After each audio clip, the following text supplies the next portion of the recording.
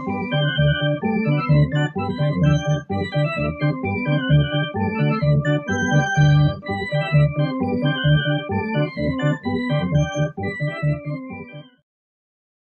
right, guys, we are live. May is here. How you doing, May? I know that's one of your favorite hits, May. So I used it earlier today for Hell House LLC. So I'm just gonna keep using this intro as we get closer to Halloween. What is up, Keith? My boy from Hey, Agoraphobe. not much, man. Just doing a thing, man. This is one of my favorites from a kid. Like I said, I went to the theater and seen this opening weekend, and it was actually quite full. I think everybody was expecting to see Michael Myers, that kind of thing. Yeah. And there was a lot of people, a few people left and all that kind of stuff. But the people that stuck around ended up really enjoying it. And even at 9 years old, I was a huge Michael fan, and I still can't deny that I enjoyed it. You know what I mean? I liked it all the way back then. So. I've always enjoyed it too since I first saw it. And I mean, the score is one of my favorites. I was telling you backstage. The Chariot of Pumpkin score is so good with Alan Howarth and John Carpenter. And for people who don't like this movie, I mean, I get it. And it's gotten a lot of reappraisal over the years. You ask more people today, like, do you like this movie, Halloween 3? And you'll get the yes answer or I love it answer more than no, I hate it. Like, that was a complete opposite back when this movie came out. Most people hated it. This movie really bounced back over the years. Kind of like Exorcist 3 and all stuff like that. You know what I mean? I think a lot of times it deserves on what one influential person will say seems to carry on down the line.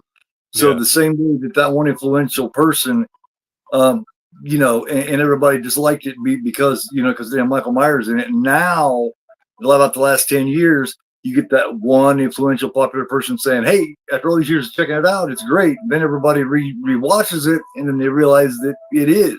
You know what I mean? Yeah, so it definitely did a huge U-turn on critics' thoughts on it and just movie watchers and horror fans. But I've always loved it too since I was a kid.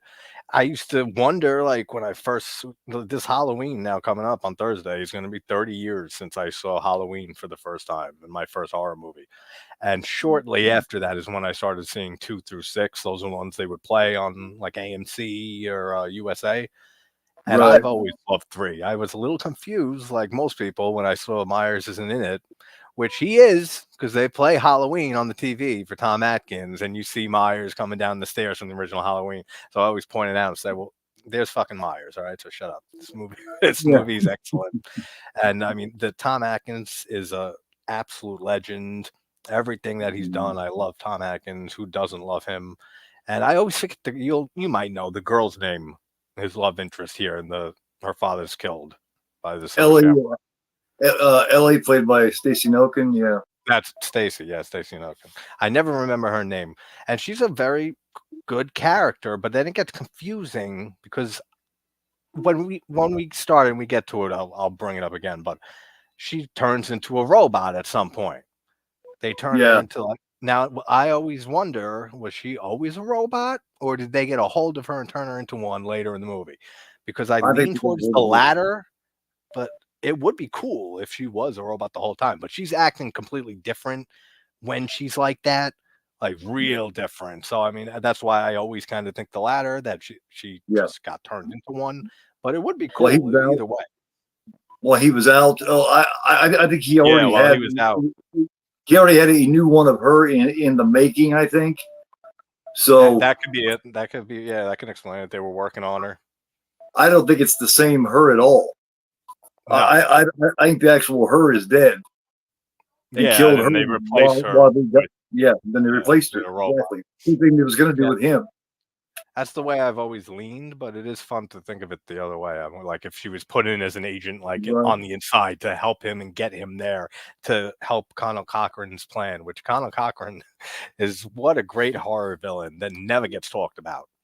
He is so good. He is such a great character, and he's menacing too.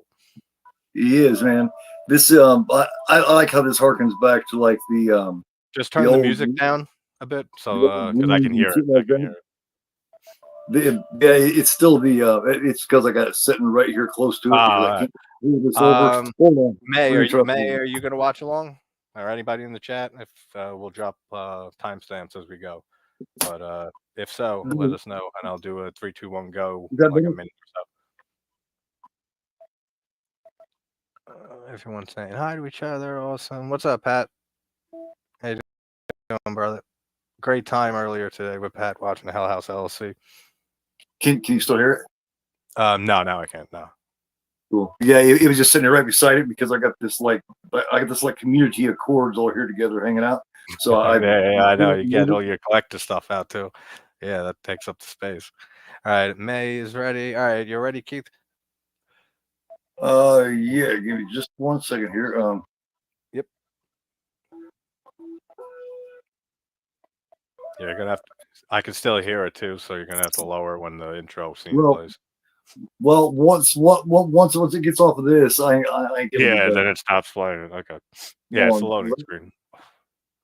Let me push play and then pause it here, and then once it starts, we'll see how it goes, and I'll adjust it if I need to. We're gonna be rocking it, Pat, all week until Halloween. So I did take a nap, so I got to miss the fucking late night you guys did. So I'm definitely going back and watching that after this because I want to hear all your guys' thoughts on Late Night with the Devil. All right, but yeah, at the IFC Midnights today, nice little dive on Late Night with the Devil, which I think you said you love too, Keith, right? Actually, no. I'm not that big. Yeah, you weren't too big into it. That's right. I remember. Of course, I've only seen it once, and I think it might be one of those ones that might require a couple, 2 or 3 watches. It definitely benefits from multiple watches. I've watched it a few times this year, and yeah, it's my second favorite of the year. But all right, yeah, on go. We're all good. All right, cool. Yep. 3, 2, 1, go. Got it right here. It's playing the old Universal sign. I always loved that, how it looks dirty, how they make it look old. I've always loved the Universal intro. The logo is just iconic. That, and of course the MGM lion too, roaring. Yeah. Do you remember the one that had the MGM lion and it had just a little tiny kitty cat, and when it got up there, instead of doing the roar, it went meow. Yeah. And the one, what was the one? Is it Lionsgate with the kid on the moon when fishing down to the water? I don't know if it's Lionsgate or DreamWorks. It might be. Yeah, DreamWorks. That's a famous one, right? With him on the moon, the kid, and he's fishing. That's a great logo too. And again, let's give Deborah Hill praise that she never really gets for the original movie and for this film. Well, if you look at the original Halloween, you know how it usually says John Carpenter's Halloween? Mine always says John Carpenter and Deborah Hill's Halloween. I know. You and me are always big on pushing Deborah Hill because she doesn't get the credit she deserves. Because she wrote half that film, you know? Yeah, all the dialogue, and so that's why it's so authentic. He did like Loomis and Myers, and she did pretty much all the rest of the shit for the teenagers. Yeah. She had just as much a part of it. And we have Dean Cundy was the DP on this, right? Yeah. Yes. Fucking legend. Dean Cundy is one of my favorite DPs. He definitely he did the thing. He did fucking Halloween. He did so many just movies that go on. He had a great career. Like he went on for decades. He was with Carpenter from Halloween all the way to which one he stopped with? He did in the Mouth of Madness. Maybe I know he at least. I don't remember if he did or Starman. He at least went to the thing or Starman. Yeah, I don't know if he did in the Mouth of Madness or Prince of Darkness. Maybe he did Prince of Darkness. I don't remember. He's done hundreds of movies, and this is directed by Tommy Lee Wallace and co-written by Tommy Lee Wallace. And co-written, and he went on to have a great career too, directing and writing. No, it's not. Is it co-written? Because it just says written and directed. Yeah, it's co-written. Yeah, he did. He wrote with some. I forget who he. Yes, it's uncredited. Nigel Neal was the uncredited co-writer. There is the iconic Silver Shamrock flickering cartoon. Yeah, Chariot of Pumpkins is just one of the greatest themes in a movie. Oh yeah, The I was way it showing. builds, it's so progressive rock in a way, but like obviously synths like crazy and just electronic. Yeah. It's like electronic prog in a way. It just keeps building and with the repeating motif and stuff, and then it just starts with the synthesizer over it. It's a masterpiece. This is How made it as like a creeps novel, in too. but this is the soundtrack. This is the vinyl soundtrack, which is still on sale on Mondo for like $40. So Yeah, no, that's awesome. You were showing me before we went live. There's some great artwork in there. great soundtrack. I also got my Challis figure that was limited. That was a Comic Oh, Con exclusive. nice. Cool. So, yeah, It's so cool that Tom Atkins has a figure. I think he has a few figurines, not just from couple. Halloween 3. Does he have one from Maniac Cop, maybe? No, it's Night of Creeps. Oh, Night of the Creeps. Okay. Now, when I was 9 and I seen this at the theater, I seen this guy come up running around and shit. You know, I mean, being 9 years old and being such a Michael Myers fan, I thought, well, maybe he's running from Michael. Oh, And you yeah. know, Yeah, exactly. And not knowing yet. Yeah.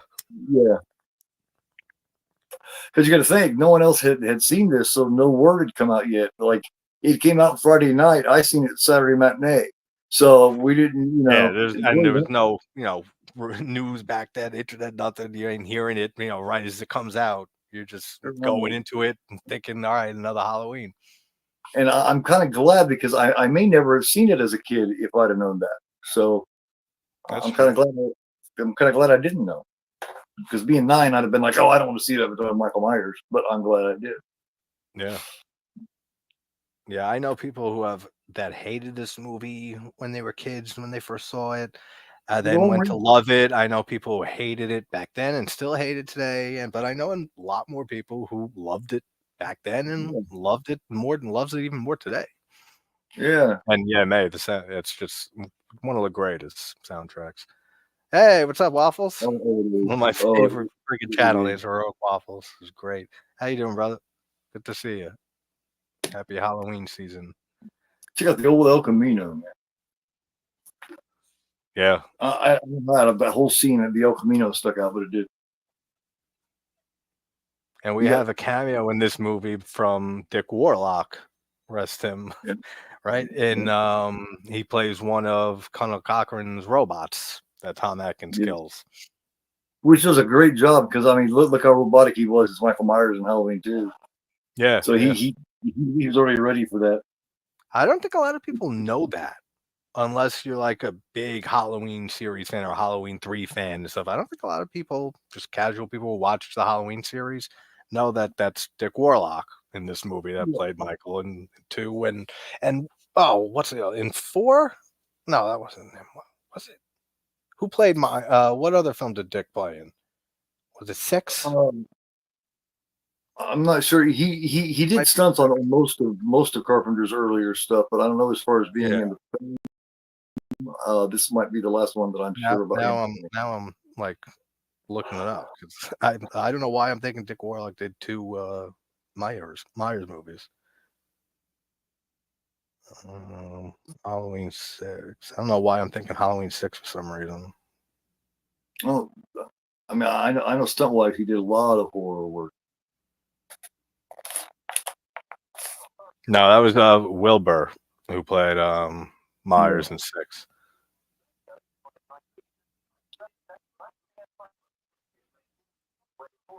Maybe it was just that one time.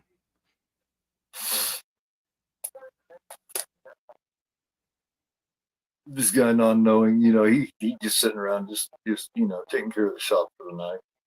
All of a sudden this dude comes running up freaking the fuck out.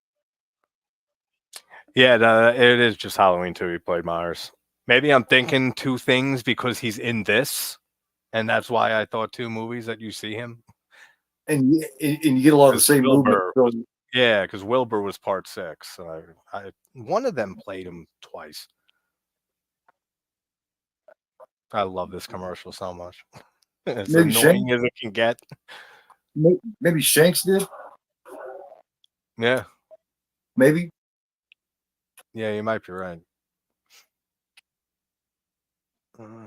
What are they saying? Everyone's saying, hey to Waffles.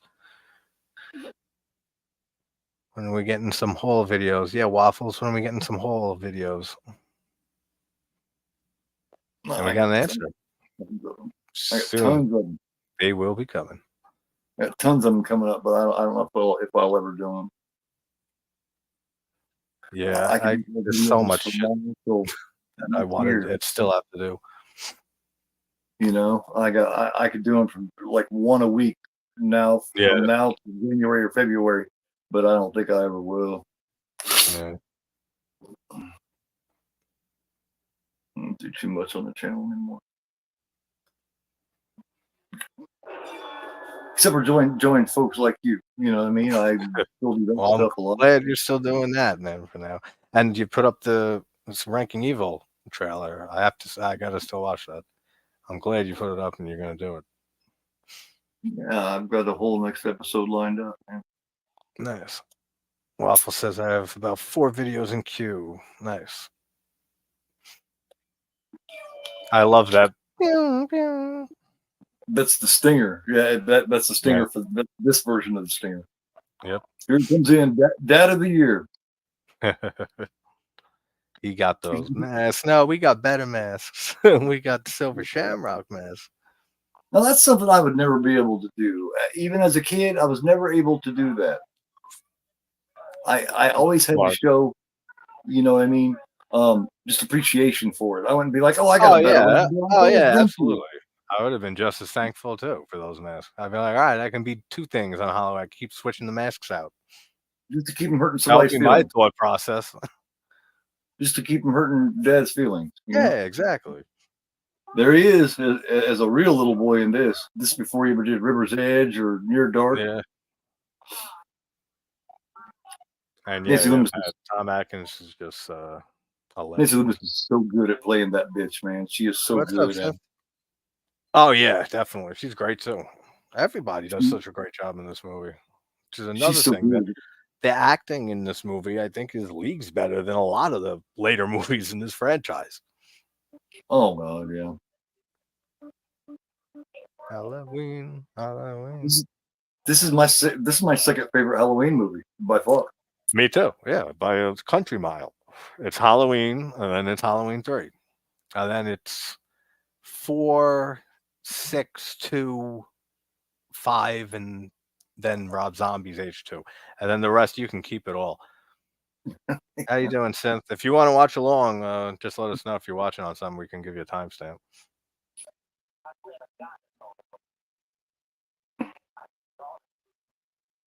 And I love all the Celtic lore behind, Colonel Cochran and stuff. Conal Cochran. It's not Colonel. Sometimes I fucking say Colonel Cochran. Conal Cochran. It's the weirdest name. But the whole Celtic history and stuff. I mean, being Irish, half Irish, I love it. And the effects are fucking great in this. Yeah, they are. Absolutely. What's that? Stonehenge. That's right. I was trying to think of the name of it. Yeah, where they get the magic for the chips and stuff. Because you don't see a whole lot of films using Stonehenge like that. So I loved how the imagination in there. Yeah, it's very unique. You don't see that. I can't think of really any other movie off the top of my head. It seems like a given, doesn't it? That more filmmakers would use. I mean, it's so mysterious of a location for forever. Like since it was discovered, you would think there would be a lot more horror films utilizing Stonehenge, or like Easter Island too. Yeah, use that shit for witch. Yeah, with all those big stones and stuff. Which, if people don't know, like with Easter Island, and they see all the heads, there's like 1,000 of those statues of the heads. They're not just heads; their whole bodies are underneath the ground. Like they're full on statues, and that goes into a whole like global flood myth and stuff that buried them. But we don't have time for that shit. We'll watch it Halloween 3. But yeah, it's interesting. Look into Easter Island and those statues if you're into that kind of stuff. About Easter Island on the old Leonard Nimoy In Search Of that I love. This is the collection, cool. And I love In Search Of and Leonard Nimoy, and they talk about it, and yeah, I wish more things would discuss that because that's very interesting. I love that kind of thing. Yeah, no, I love all like ancient mysteries and civilizations and UFOs and conspiracy, all that shit. Definitely. Yeah, Dan, I don't even know how you say O'Herlihy, some shit. I don't know. And I'm half Irish. I can't fucking say it. But yeah, Conal Oh, Cochran, his monologue is great. it's Dan O'Herlihy. O'Herlihy, that's one Yeah. mouthful. Say that 3 Yeah, yeah. times. Try saying that shit fucking 3 times fast, and then you get up here and onto the stream, people, and you do it better. Okay. O'Herlihy. I love how this is shot with him walking and it just panning behind his legs as it follows him. Love all of that. Classic Dean Kundey. Yep. Yep. He could have done it over the top of the head, but with his imagination, creativity, he went to the feet instead. Yep. That's why it's such a great shot. It's not what most other people would have done shooting it. He just fucking meshes this dude. The effect of him pulling up that bone, man, is, oh my god, it's so nasty. I know. He's trying hard to squeeze those eyes shut so he can't get in there, but that's not gonna work, man. Your eyes are, and it hurts so bad because that's the one thing nobody likes to be fucked with is their eyes. Oh yeah, absolutely. I mean, look at all the people that can't watch Fulci films and stuff, and other because of all the eye trauma or Argento stuff. Okay, how much of a badass you are. If you got a badass fucker that got you by the throat trying to hurt you, go for his eyes because no one can handle that. I don't care how badass you are. Absolutely. That and also Save the throat. yourself. The voice box too is very effective. Yeah. Yeah. I've heard. There is no muscles for to put the eyes. Yeah. He's laying there crashing out. He just got there, didn't he? So it says eyes, nails, and teeth hard. Yeah, I'd agree with all three of those. Eyes don't bother me really. Nails are the ones that get me. Like fingernails, Ringu, like when Samara is crawling and their nails are scraping against the ground, or Texas Chainsaw 3 when the guy gets taken down, his nail snaps off. That shit gets me more than Art the Clown, eviscerating guys' penises and fucking chopping people in half. I can handle that fine, but when it is like a nail broken off backwards, oh, I don't like that. And same with teeth. I can handle most teeth horror. There was this rash of movies in the early 2000s where everybody to get stuff from being drug away, they would plant their nails in and they'd pull them and they'd break them. And several movies in a row that did that. I think it was because of the Ring remake. Came out in 2002, right? Was that 2002 or 2005? I think so too.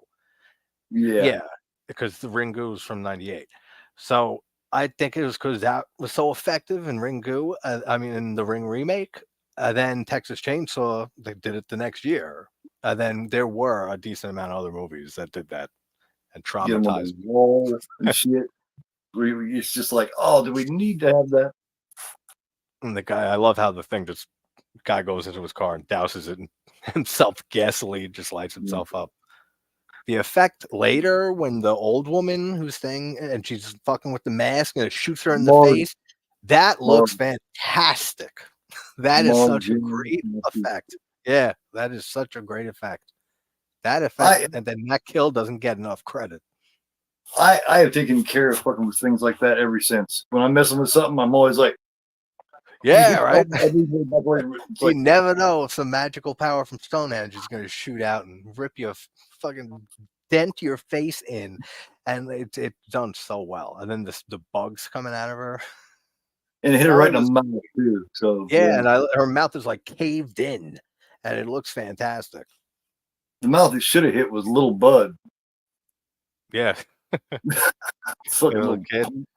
I love when that kid dies in this movie. You sure? That's what an iconic kid kills in a horror movie. Don't ride that bike on the road. It's like, you just took your mom off? What the fuck? Come on. Somebody needs an ass whooping today. Somebody needs some kind of grounding or some kind of punishment, maybe, because obviously that kid didn't get him. So, when that kid goes in when that kid goes in with his parents into the room, and then it melts his head away and turns to bugs, that is such a iconic kid death. Gus just said, it looks like the same cop jackets from Halloween 2, man. That dude standing there in that kind of greenish looking. I swear to God, it's the first time I ever noticed that. But it looks like the same jacket. Could be. I didn't see it. I was looking down See? the chat. Okay, yeah. Actually, yeah, maybe it is. It does look very similar. It might be. I think she's cute as hell. She's a very, very pretty woman. Hey, Cal. Yo, dude. Waffles says eyes get him all the time. Yeah, does it? I mean, I think just from watching so much Italian horror, it's desensitized me to any type of eye trauma. But there could be an eye trauma scene now and then that gets me. Actually, one that gets me, and funny, Seth. Shouldn't have sat so close to the TV. One that I could think of that gets me, and you don't see anything, is the very underrated Would You Rather from 2012 with Jeffrey Combs and Brittany Snow. And there's a scene where the guy has to take a razor blade and slit his eye. And he just, all the way he sells it and stuff and screaming like, I can't do this, like anything else, I can't. And then you don't see anything, but the build up to it, like when you hear like that gets me every time. That's one eye trauma thing, and that you don't see anything, and it's so effective. There's another one where the eye gets slit too. What's that other film? There's another one that does that. Well, New York Ripper has the famous eye slit and the nipple that slips. Yes. Okay. Yeah. But he's carved, and that don't shy away at all, man. You know, like Fulci, he just goes down. And you see it going drag through the eyeball, and you see it drag through the nipple and cuts it in half. Dude, that's one of the most insane kills. Yes. Hey, Cal, what's going on, buddy? Something about her. This friend of his, something about her, the forensic chick, man. There's something about her that's so likable. You know what I mean? Oh yeah, no, I definitely I like her character a lot. I mean, just in general, just her whole feel. She just feels likable. Yeah, I've always liked her. Yeah, Cal, I pick Would You Rather over Ready or Not. I'm not a huge fan of Ready or Not. I think Would You Rather is such a underrated movie. And then Jeffrey Combs in that movie, like he is the absolute standout as usual. But I think that's one of his best performances. Like throughout his entire career is in Would You Rather. He plays just this wealthy benefactor who's deranged because he's playing this game for people to win, and whoever the winner is gets like everything that they have that's an issue taken care of, financial, health bills, all that shit. And he plays that role so well.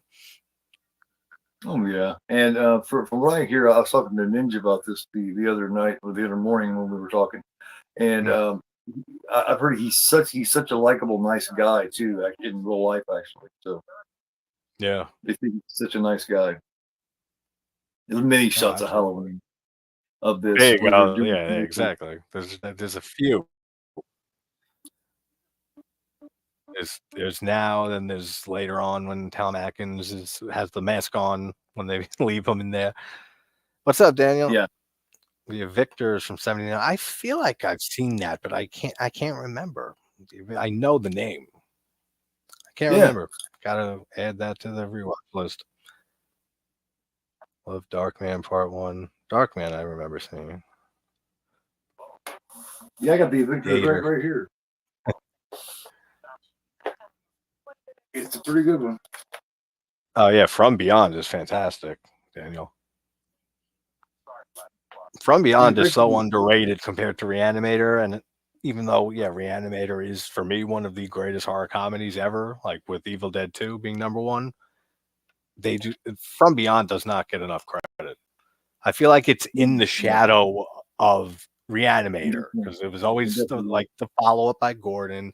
Reanimator was such a big cult hit, like rightfully so, and then From Beyond kind of just like it got glossed over for a bit. Dolls too from Gordon. That's another one. Dolls is another one that didn't get a lot of huge praise like Reanimator did. That's the best Dolls film that's ever made, in my opinion. That's Dude, I don't know. I don't know if I can argue that. Actually, you might be right because I love Dolls, and I You can't remember? think of aside from like Child's Play too. Like I would put Yeah, it's the Killer Doll, but this is Dolls plural. So if we're talking about a pack of Killer Dolls, then I would probably agree with that. That Stuart Gordon's Dolls is the best. I always put it above like Puppet Master and stuff. Nothing wrong with Puppet Master, Puppet Master 2, It's definitely better but than Puppet Master but for I me. still like Dolls better. Yeah, this is the Evictors, man, and I'm surprised you haven't seen it because No, it's I got know I it's got have, Jessica but I Harper. don't remember it. It stars Jessica Harper. Yeah, I know I've seen it. I just can't remember. It's a pretty good show, man. It's definitely an underrated one that's never talked about. Yeah, there's been like so many movies that I've seen just like once or twice and then just forget about, even if they're great movies. There's just so many movies. That's what it is. Yeah, I definitely agree with that. Dolls is definitely due for a 4K. But Yeah, the no, Dallas is excellent. Me and Matt just did a from Pugwall 316. Just did a watch of it a few months ago. but this would look so damn good. You know what I mean? This release of Screen Factory of Dolls looks so good, and then they just did one of Arrow, and I haven't from Arrow I haven't seen that one, but this is such a good transfer, man, that I don't know if we really need. Yeah, Waffles was just saying on the screen about wishing we got a 4K. Yeah, that's who I was. Yeah, that's who I was referring to because he mentioned that, and I agree. I'm surprised it hasn't been. Yeah, like you were saying, I don't know why they did that. It seems like they would have put it in 4K because that fucker's only a few months old. It seems like they would have went 4K with it. The artwork, the original artwork of that movie, with the doll, with the skeleton face, is probably one of my favorite artwork, like for a movie. Yeah, it's so iconic. Yeah, they did good artwork on it, but Screen Factory did good artwork here, but you always, as they usually do. You got that one. I love that. There's another one too, where it's got a little girl and it's showing her from the back, and she's like standing there. Yeah, I've seen that. I've seen that one too. Yeah. I just always remember that one. Skull, yeah. I love the music that plays when they're going through the town, and how dead it is, how like more of a ghost town it is. Yeah. I see the thing from Sean Clark where he went through there and went to the factory. The factory still stands to this day. Oh, really? I didn't know that. The hotel does. It's still there. Oh yeah, that I would think maybe because maybe that was that an actual hotel they used to shoot at? Because if so, then it makes sense. Kind of. I think it's some kind of an apartment now. It's like little duplex apartments or something. That makes sense. But it all still looks a lot the same. I mean, the factory's shit and it's falling apart, but it's still there. Yeah, hit pause on yours for a second because I got an ad on Prime. Just so we stay in sync. I hate that, man. They got an ad for everything. I know.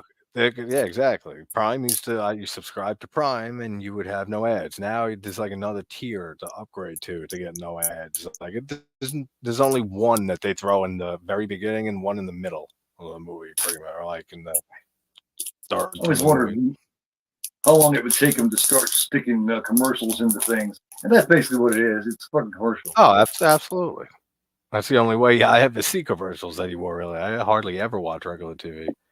But Dolls is in Waffles' top 15 movies, and I definitely see that, respect that opinion because it is a phenomenal movie. Best doll movie ever made. Yeah, I put it above all the Chuckies too, man. I mean, don't get me wrong, I like the first 2 or 3 Chuckies, but yeah, I like the whole series. I love all the Child's Play. Well, Dolls has got the Dolls thing to it, man. It's got the gothic thing to it. It's got a very gothic atmosphere, and that the atmosphere is one of the best things about that movie. It's got playfulness to it. It's got comedy. You know what I mean? It's got a comedy that fits well. It's got a great cast. It has what's his name, who also played one of the Puppet Masters, played Andre Toulon, the Puppet Master. I can't think of his name. The blonde girl in it. Yeah, you got the two blue chicks that chicks. That blonde is the blonde from the Take on Me from Aha video. That I've heard before. Yep.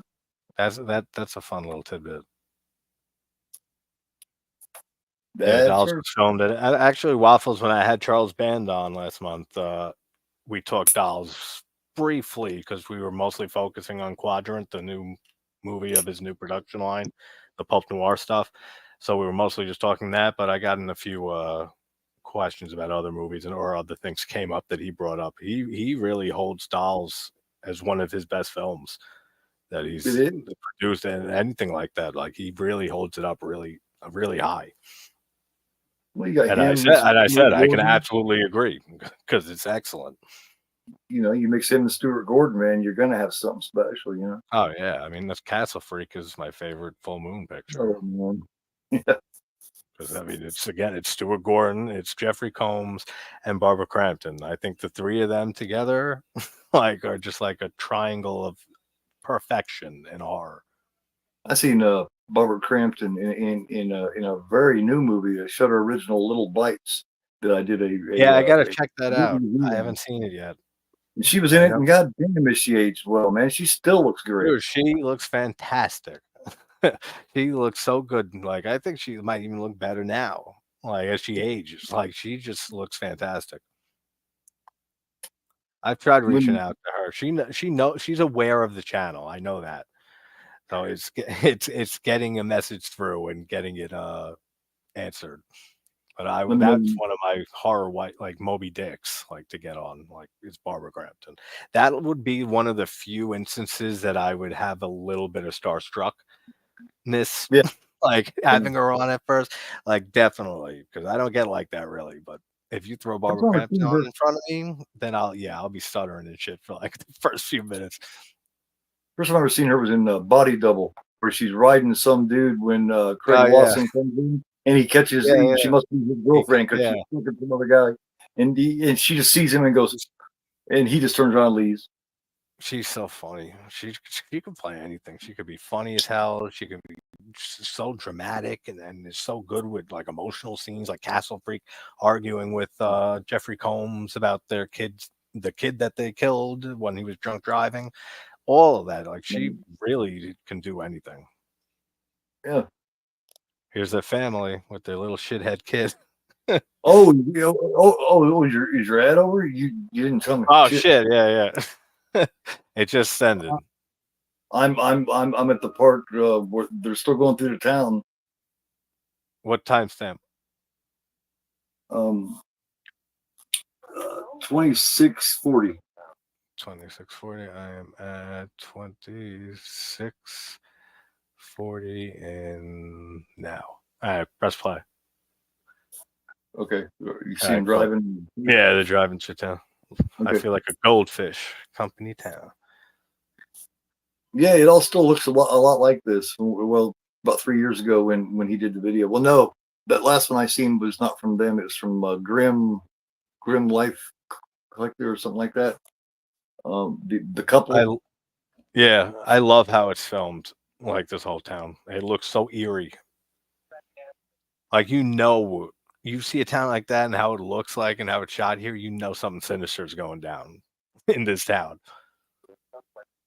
And I love the whole Silver Shamrock factory too. That looks great too. May, it is 27, 25-ish.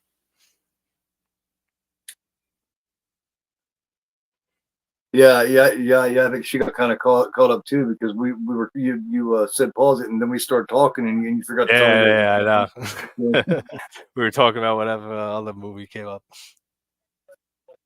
Yeah, the motel looks great too. It's like he's hijacked this whole fucking town, man. It's like he's got, it's like that's why it has that eeriness to it. It's like, that something's wrong.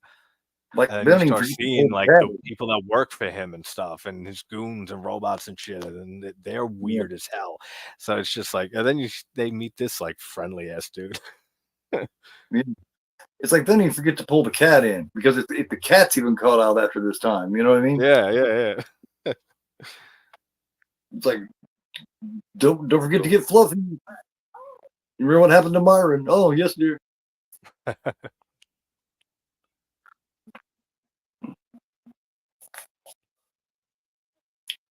Tom Atkins, even for his age back then, was always like a playboy. You know? with Jamie Lee Curtis and him in The Fog, and in this movie, like he always had some nice younger woman next to him.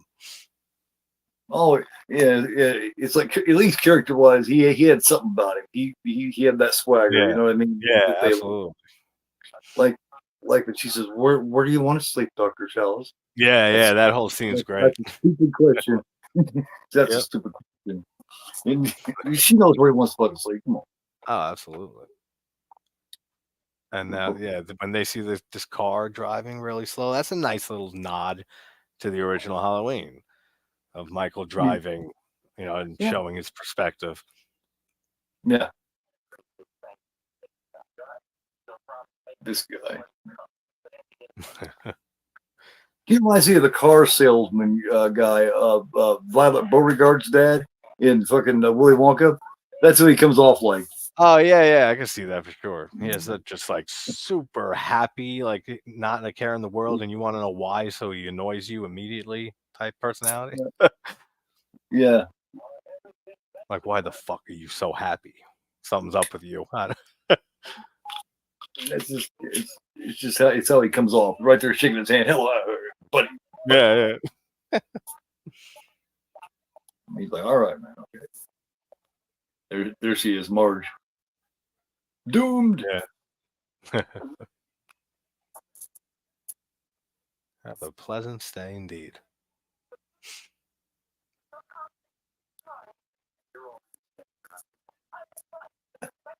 Tom was packing. Probably. Probably back. Well, yeah, but I mean, they don't even know that yet. They just know, maybe just taking, maybe that packing just require, you know what I mean? That swagger comes along with it or something, you know what I mean? On the 20th, her old man stayed here. He's a shitty husband and father, though. We know that much. Yeah, exactly. That's what I mean. I'm not going to be able to get the kids with a six pack. I'm not going to be able to come and get the kids. He grabs a six pack, jumps in the car with some young chick. Yep. Sorry, can't make it. That's a dumb question. She already knew. My headcanon, Tom Atkins is playing the same character here as his character in The Fog. Exactly. That's what I was thinking. With him in The Fog with Curtis and him here. Same dude. It's a couple years later. Yeah, that's why he's got that instinct. And he went back to med school after fending up the ghost. He goes back to med school. That's funny. Yeah. I can totally see it. I want to mix them together. Back to med school, and he ends up here. That's why he's got that instinct. He's a man. I know something's wrong. Exactly. So he knows exactly something wrong here. I've dealt with evil before. He's expecting some. He's like, man, I hope to God some fog doesn't roll in. Yeah, right. It's like that would be wild. And then he'll be like, "Shit, I'm in The Mist" from 2007, which is a great movie. Oh, it is. Yeah, the most heartbreaking ending of all time. Yeah. Absolutely. I recorded half a podcast episode on it before I went to Mexico. I got to still finish that.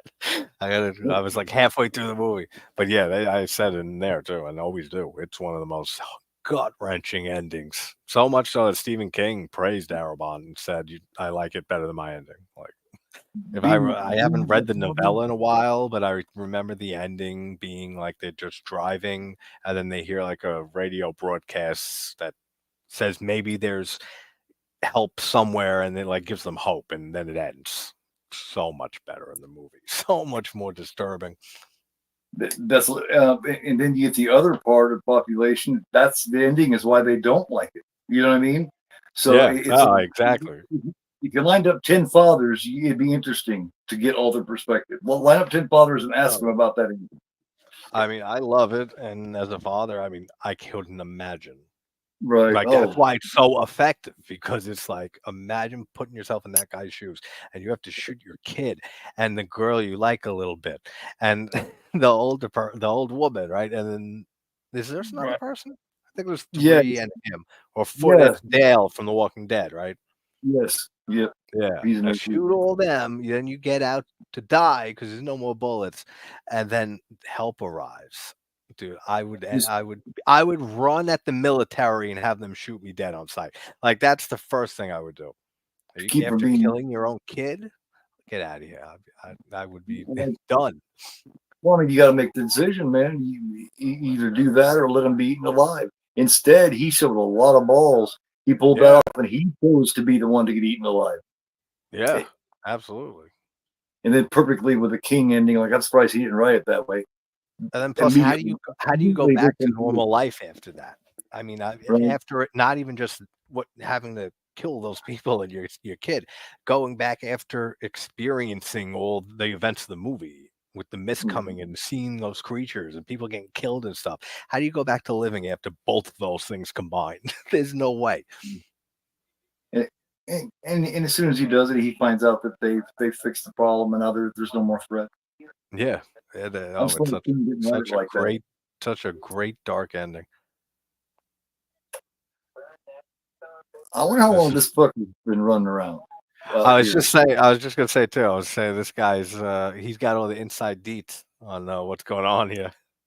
They just kind of let him run around because he's no big threat. But now that he's Yeah, opened his mouth and exactly. said some shit, Exactly. Now they gotta take him out.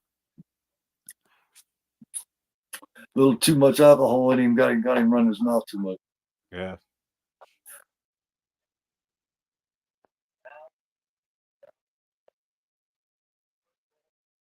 I'm surprised it wasn't the other guy playing the bum. Oh, yeah, I know exactly who you mean. Shit, why is the name escaping me? Escape Come on. from New York. Yeah. Yeah, no, the one who always worked for Carpenter, right? Yeah. Hail to Buck the Flower. Yeah. Yeah, I'm surprised it's not him either. He was in I'm every president. freaking Carpenter movie. I always knew I'd be president. Yeah. That's such a great line from. Well, he's in my favorite argument in horror ever, and it's in Wishmaster with him and Reggie Bannister. Yeah. I think that's the greatest argument in a horror film. Cancer and die. Yeah. Yeah. He said, "This is my fucking sidewalk. I pay fucking taxes." And he said, "I hope you die and float down the gutter." So good from both of them. There he is. Dick Warlock. Yep. They kind of look at the head, and then they stand there as he falls over. They stand there looking at each other. What do you think about that? No, yeah, he definitely he has like similar mannerisms and stuff as he did as Myers in 2. He's very Myers-like. That head rip is great. I mean, that's such a great effect too. And the blood, how it splurts up a second later, and the great shots of him. All of that is excellent.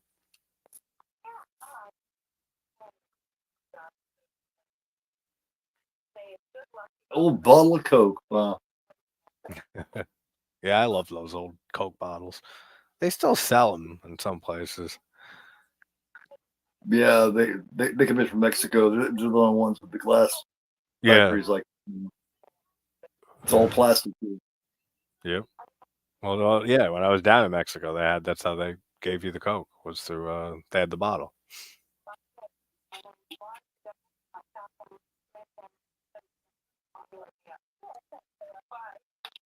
I wonder if this movie came out in Halloween 2, like if this was Halloween 2, like their original plan to have it be an anthology series, and we didn't get a Halloween 2, and we didn't see Michael again, this movie would probably be so much more loved back then and today. Yeah. Don't call it Halloween 2. Or if you're gonna call it Halloween 2 or 3, at least make it clear what it is you're doing with it. Because the original trailer did not tell you shit. Yeah. Is at first there was Halloween, and then there was Halloween 2. Now Halloween 3, Season of the Witch. Yeah, You know what I it, mean? it was misleading. Yeah, it was definitely misleading, and that's why many people were pissed.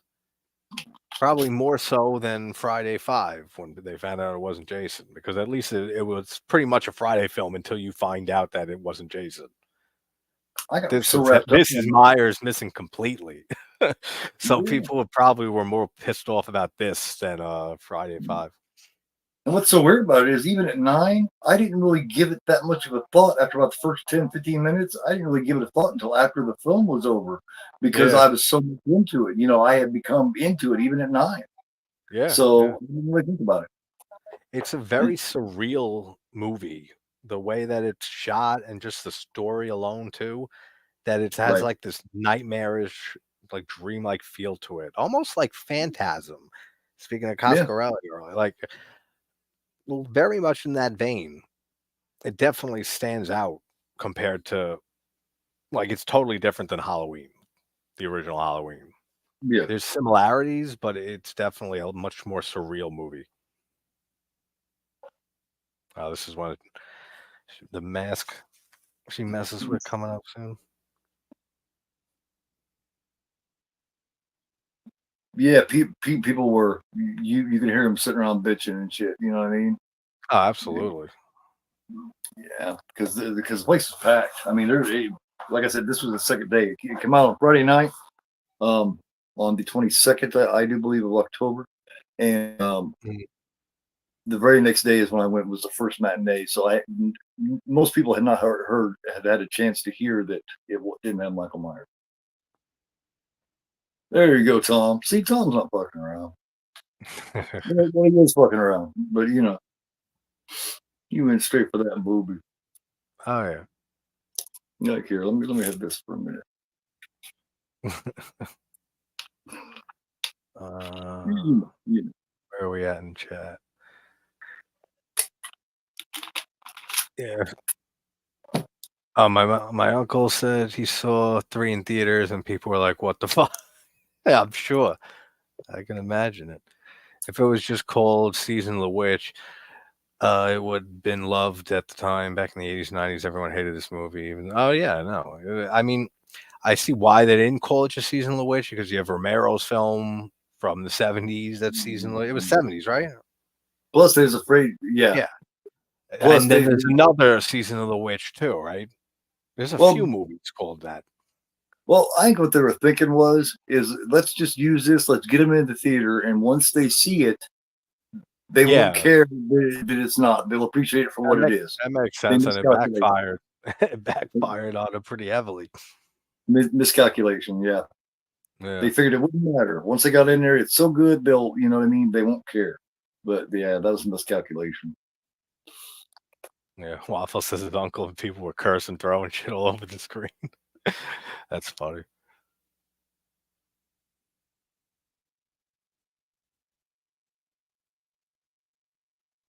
There she goes. She's a little too curious. Now, I don't know what strikes her, what makes her want to pick at this thing. Yeah, I'm not sure either. Just maybe She, the fact that it's you don't see a chip like that on any other mask, like that yeah. type of thing. So she got just curious about that and Mm, starts messing with it because it looks like a chip on the back of it. So maybe yeah. that's why too. Like a circuit board. And she's like, why in the fuck would there be Yeah, a circuit board in here? exactly. And then that'll pique anybody's interest. Puts her He didn't glasses. hear a thing. She puts her glasses on and shit too to look at it. He did not hear a thing. She's like, what was that? He didn't hear shit. Oh yeah, that's a great gag. Oh, nasty. Yeah, it looks great. The way her mouth is all fucked up, her eyes rolled back, and they're all messed up too. That's a great shot. And I don't mind. I don't mind the energy beam effect either. I think it looks cool. What kind of a bug is that, man? Oh, I don't know. I always wonder what the hell that was. It's some fucking gross thing. I can guarantee that. Because It I'd be almost freaking out if I saw that in front of me. You'll go down. it's like the bottom of it almost looks like a bee, but then it crawls around like a beetle or something. I don't know. Yeah, it's very odd looking. I think that just adds more to the surrealness of this movie because there's Yeah, no explanation for any of this. Like, there's no explanation about how the power of Stonehenge is putting these chips, and then it disintegrates people's heads into bugs. So, I mean, right. none of it makes sense, but it doesn't have to, and that's It's all what about makes it so dreamlike and surreal throughout this film. it's all The about premise alone is batshit crazy. witchcraft and the ancient druids, and Yeah, all that. exactly, It and goes all back to that's that. fascinating lore and backstory too. It But still that's doesn't where make really sense how it understand it. works, but it doesn't You have matter. to dig back. In order to really understand it all, you'd have to dig back to understand that it was kind of mysterious and it was kind of, you know what Yeah, I mean? absolutely.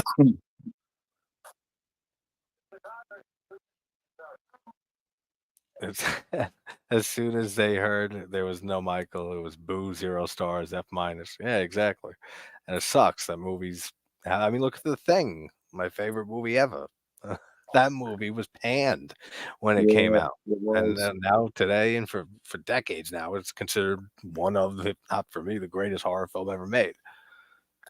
It's really good how I love seeing that with movies that weren't giving a fair shot at the release years and years later get like a huge shift in how people think about it for the positive.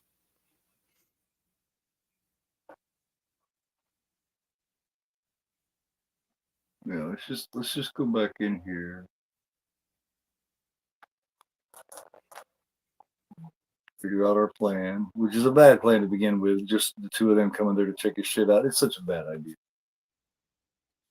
Yeah, Synth saying I still like the idea of yeah, I've always liked that idea. I wish they would have went with that because I don't care for Halloween too much anymore nowadays. And never liked, and Keith is the same way. I never liked the whole Laurie Strode is Michael's sister thing. That fucking ruined so much for me for the original film. As a Yeah. two, I'll always have a lot of nostalgia for two, but as the years have gone on, I watch it less and less often. I don't care for it as much. Laurie, they bring back Jamie Lee Curtis just to sit like a damsel in distress for fucking 75% of the movie. He just didn't know what he was going to do with it. He just did not know because he Yeah. told his whole story the first time around. Yeah, So when it exactly. came to There was no do, plan to for more. so he was like, "Where do I go with this?" Yeah, he had to. They had no idea the original, was going to take off and become the film that it is today. They had no clue, so they had no idea after that the story was done. And then they wanted the studios and shit wanted Halloween 2 so bad. Then they had to say, all right, how do we retcon, the end of one, and how do we go forward? And I do not like how they went forward with that. Yeah, Takes They're- all the ambiguity and the mystery out of Myers. yeah. It to this day, I swear, Halloween '78 should have been a standalone. Yeah, we've talked about this many times. Imagine, I agree. imagine how iconic it would be if it would have been the only one, and the last Mhm. thing you seen was him gone when Loomis looks over the Absolutely. side. And that's The the last last time we thing you ever would saw see. Michael Myers. I mean, the people would be going crazy, going, "Where'd he go? Where do you know what I mean?" Where he went was he was just gone. He's a boogeyman. He Exactly. was just gone. He came home and then he's breathing out there somewhere and can get you Yeah. at any time. The end. Don't get us wrong, we love a lot of Halloween movies, but I if it was like that, I'd be absolutely fine if it was just one movie. I ain't And giving this me one, some. no, and this one. That's why I wish they did the anthology thing from the beginning. And if it went Halloween and then this movie, I would think that's excellent. 2 films back to back, like a year after each other. And Yeah, because where they could have went from there after this, like with a totally different story. I mean, you could have considered the fog and all of them as part of that anthology series. You really could have. Yeah. Yeah, absolutely. And I've always been curious what more movies in this anthology series could have been. Here he is again. Oh well, hey, buddy, remember? Let me shake your hand right the fuck off. Yeah, Cal, I know you have that different opinion on Halloween '78. Cal's got a lot of different opinions I about know. films. So do I. Well, I mean, we all have pretty crazy Yeah. opinions here and there, which is what makes it so He always disagrees with me. He always disagrees. interesting. I think I get Cal like 50-50 with how we Yeah. feel about movies. Maybe even more than that. I can only watch Halloween 2 with Joe Bob, host segment spliced in. Yeah, it's just I said this earlier in Hell House, the watch along. I just can't watch movies, most movies set in hospitals, especially when there's a killer on the loose and there's nobody there and there's protecting the person at the hospital. Laurie's in that hospital the whole movie. They know Myers killed people, escaped, killed everyone in the first movie, and that he's on the loose. The surviving woman is now at the hospital, and yet the hospital's not guarded at all. There's no one there. Like, I don't know.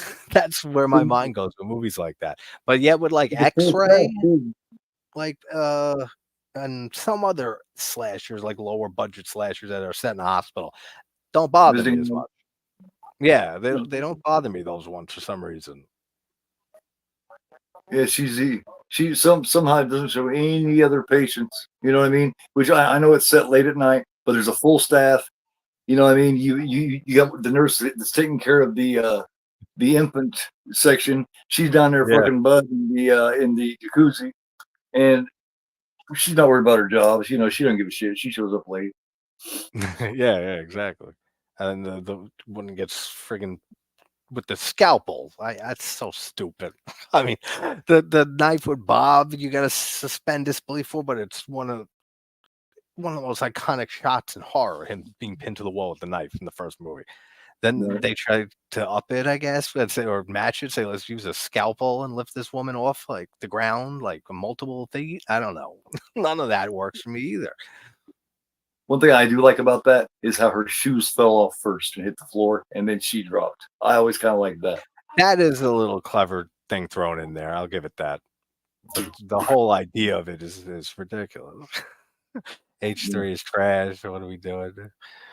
That's funny. Certainly better than Black Christmas, though. You don't like Black Christmas, Cal? Well, no, see, this is where me and him disagree a lot. The original Black Christmas is brilliant.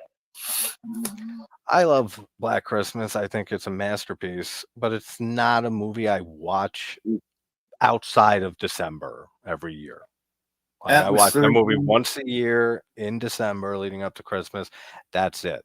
Usually, that's one of the movies I try to watch on Christmas Eve or Christmas. As far as that atmosphere goes, there's none better. Oh, the atmosphere is great, and Billy just not being seen except for the great shot of his eye and Yeah. one other shot, right? You see him, but not really. Like the way Bob Clark kept him hidden is excellent. And there's total. I guess Halloween would be like that if it was Right. just one movie, because the Yes. phone rings at the end of Black Christmas. It's rang. The phone rings after every person is killed in the movie, So you know and then that it rings. he's Yeah, dead. yeah. The Hussey's dead. So it makes sense, and but it's still ambiguous. Like it's still ambiguous completely. Like there's no info really on Billy why he did it or anything like that, except for like that he had to tie to the house in some way. But you don't know really anything about him when that movie ends. Well, Cal, be Shining. There's a lot more to The Shining than atmosphere. There's a lot more to it. I'm saying as far as just pure atmosphere goes, Black Christmas, there's none better. The Shining's got a lot of things going for it. Yeah, The Shining's a masterpiece too. I mean, The Shining also though is another one that I don't hold up as a favorite as many people do. Like it's a Oh, top 40 film for me, but it's not my top 10. I don't even think it's in my top 20 actually. I gotta go back to my video, my top 40 movies list that I made at 5 a.m. for some reason. One random night. The top 10 no. is always the top 10, but besides that, it is so hard to rank movies like that.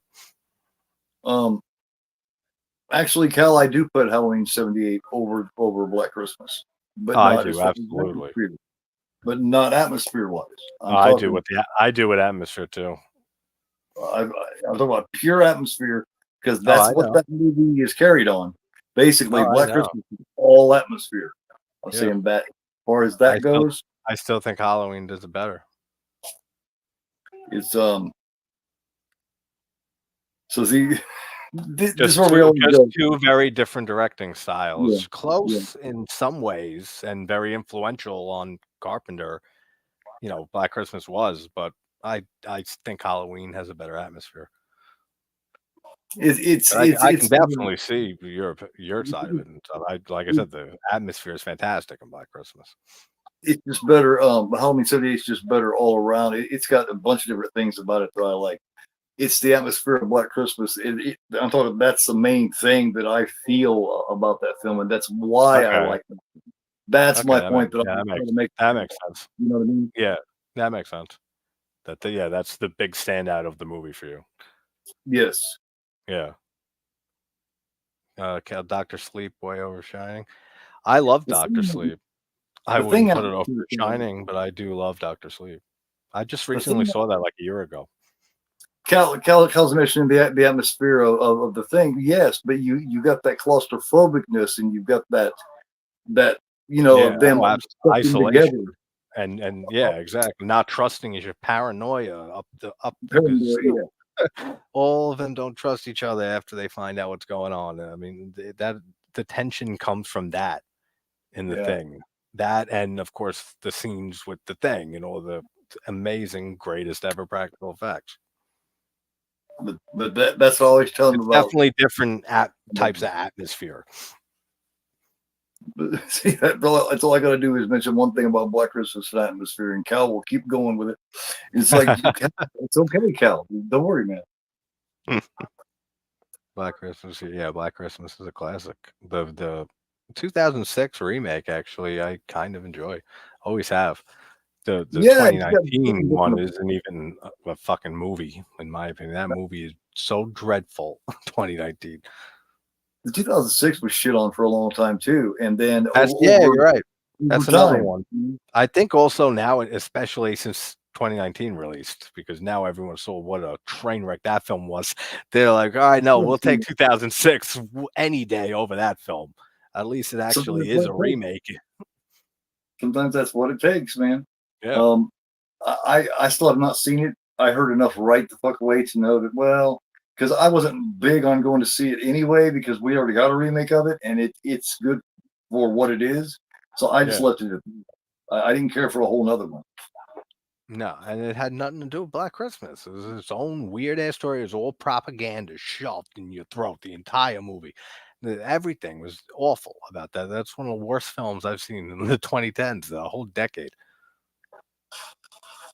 Yeah, Like mainstream release, I mean, like of course excluding like no budget movies and stuff like that. But I mean, it's really that bad though. I mean, on the same level as a bad low budget movie, just much more higher budgeted. Cal, man, I'm not trying to debate with you, dude. I don't want to debate with you. We all feel how we feel about it, brother. We all have our own feelings that we feel about it. Oh no, and of course, that's what I was saying before. There's many different types of atmosphere. I mean, there's a totally different There is. atmosphere in Phantasm versus Halloween, Oh, dude. or That versus was Black very Christmas too, or versus any movie and stuff. There's definitely different. And like Cal, you're right. Like with vibe, the emotion that adds to the atmosphere. It depends on the emotion that they're really trying to convey through the movie and through that atmosphere. So I mean, there's yeah. so many different types of feels throughout movies. That was the point that I was trying to make. Thank you. Yeah, that's what I was trying to make. In this particular kind of atmosphere, I think it's the best. There's all different Yeah, kinds. no, yeah, Exactly. it makes sense. These fuckers just cruise around this town, man. Just looking to see if anybody's fucking around. And now, especially, I don't know if they do that all the time, or if they just started doing this because they know who she is, and she threw that big fit about seeing her dad's car. So now they're patrolling extra. Yeah, And worst film. I didn't say worst film. I said one of the worst films of the decade. And yeah, it's fucking bad. Like, I will disagree on that all day long. I respect your opinion, but that movie was nothing but propaganda and anti-men, hating men propaganda shoved down your throat. That wasn't a movie. That was just propaganda put to a film. Oh, It's not even yeah. Oh, yeah. subtext in that movie. Black Christmas 2019. I didn't see it. After what I've heard about that kind of shit, I'm glad I didn't. And exactly, Cal, I agree with you. It's just our that's what makes this good. It's not an argument or a debate. It's just a conversation. Yeah. And Black Christmas, it was 05, Cal, or was 06? It's one of them. It don't matter. But yeah, I do like and always have liked it. That's a decent remake. It has a lot more. The 06 or 05. I think it was 05. Cal's right. The 05 remake of Black Christmas. Yeah, it has a lot more backstory and stuff put in about Billy and Agnes. But it works for me. I've always liked it. And it has a very good Christmas atmosphere and Christmas feel to it. They nailed the Christmas feel too on that remake. It makes for a good alternate. So like so for the people that did want to know that extra shit and did want to see what Billy looked like, you get to. Yeah, exactly. It stays mostly faithful to the source material, but it expands upon it. Somehow it managed to get away with it where a lot of others don't. Yeah, it counts as one of the, it was 05 or 06. So one or the other. It doesn't matter. It's great. Good fun remake though. Sometimes it says 05 and other things it says 06. So I know that's the thing too, is that you have discrepancies on when it was first released. And you'll see that like with Don't Go to the House always comes to mind. Because that movie is 79, but you look it up and like IMDb, I think, or Wikipedia, one of them says 1980. But it was 79. That's got a great atmosphere too. That's got a killer. I love that movie. That's such an underrated film. I've got an original theatrical poster of that actually. Oh, nice. Yeah, that would be nice right next to like Pieces, the poster behind you and shit. Post. Yeah, I just put my pieces up. Don't Go in the House with a nice combo. Shivers was there. I decided I wanted to put Pieces up. So I got Pieces, Scanners, Mother's Day, and The Burning. And then, Yeah, The Burning is another top slasher of mine. That's why it sucks whenever I just said this earlier to somebody, maybe Ginger. It sucks when you talk 80s slashers and you can't mention Tourist Trap and Don't Go in the House. And I don't even look at Don't Go in the House as a like true slasher. It's more of like a character study, but it gets lumped in. It's always called a slasher. But Tourist Trap and Don't Go in the House were in 79, so I feel pissed whenever 80 slashers comes up and you can't mention them because they were 79. I love a good character study, man. Yeah, I know. That's some of my favorite types of horror films, the ones that really dive into the mind of some unique or twisted individual.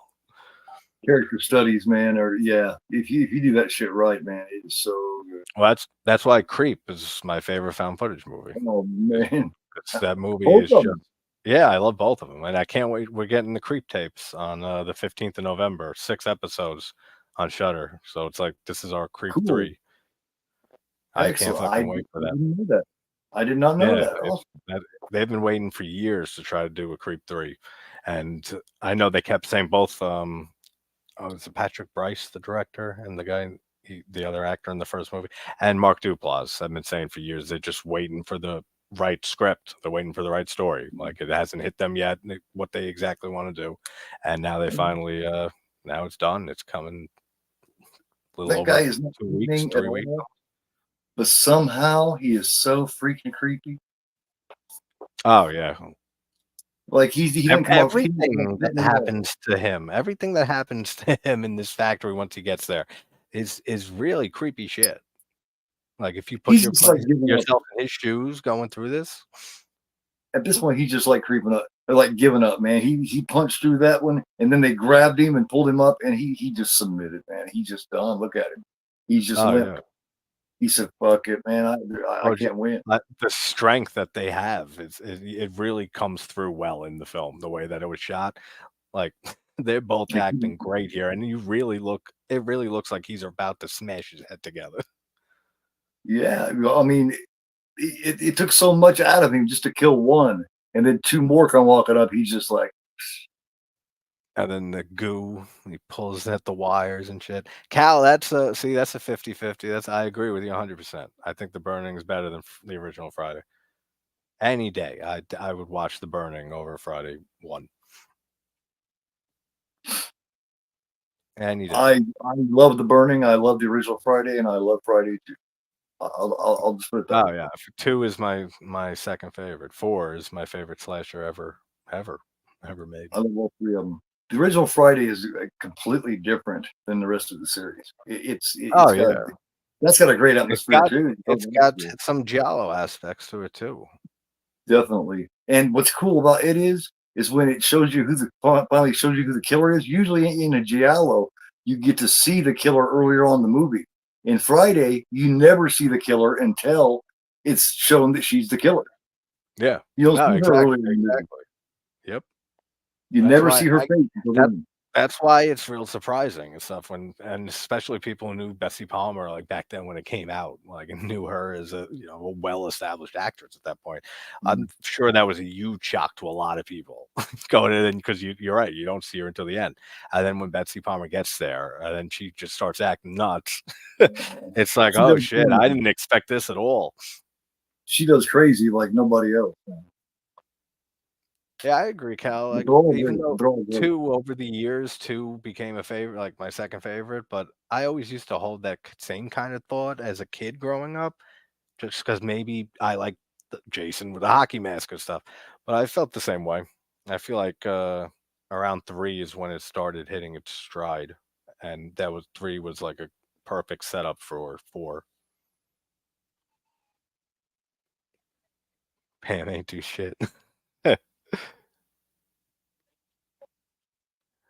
Pam is a queen. Nope, Norma Bates over Pam. Debate. Let's see, Norma Bates over Pamela Voorhees. Mm-mm. Hmm. Nah. I'll just say no way. I would say they're both very interesting cases and character studies, and I can respect either opinion if you hold one over the other. I don't know if I can choose.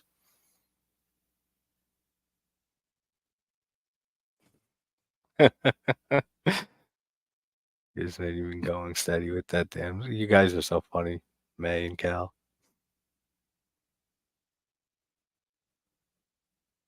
Yes, she is. Jason Forever.